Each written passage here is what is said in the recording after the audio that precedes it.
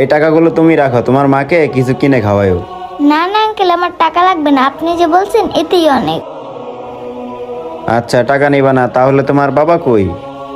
Uncle, আমি তো আমার বাবাকে দেখিই নাই। মায়ের মুখে শুনছি বাবা নাকি আমাকে ছোট রেখে মারা গেছে। আচ্ছা মামনি, তোমাকে একটা কথা বলবো, তুমি শুনবা? জি আঙ্কেল, বলেন। আচ্ছা, তোমার কারখানা ছুটি হয় কখন? আঙ্কেল, প্রতিদিন 5টা বাজে ছুটি হয়। মামনি, তাহলে তুমি প্রতিদিন 5টার পরে আমার হোটেলে চলে আসবা। আমার হোটেলে আইসা কাস্টমারদেরকে গ্লাসে পানি দিবা, জগ ভরাই দিবা, আর আমার কথাগুলো শুনবা। কি মামনি, পারবা না? হ্যাঁ আঙ্কেল, আমি পারবো। আচ্ছা, তাহলে তোমাকে আমি 3 বেলা ফ্রিতে খাওয়াবো। কি, আসবে তো?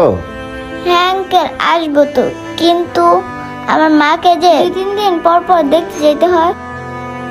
ও আচ্ছা, সেটা নিয়ে তুমি ভাইবা না মামনি। তুমি যেদিন তোমার মাকে দেখতে যাবা, তুমি আমাকে বলবা, আমি তোমার আসা যাওয়ার খরচ আর তোমার মায়ের জন্য কিছু কিনে দিব। কি সত্যি বলতেছেন আঙ্কেল? হ্যাঁ মামনি, সত্যি বলতেছি। আচ্ছা আঙ্কেল, আমি তাহলে আসবো। ঠিক আছে মামনি, তাহলে তুমি ডিউটি শেষে আইসা পড়ো, আমি এখন যাই।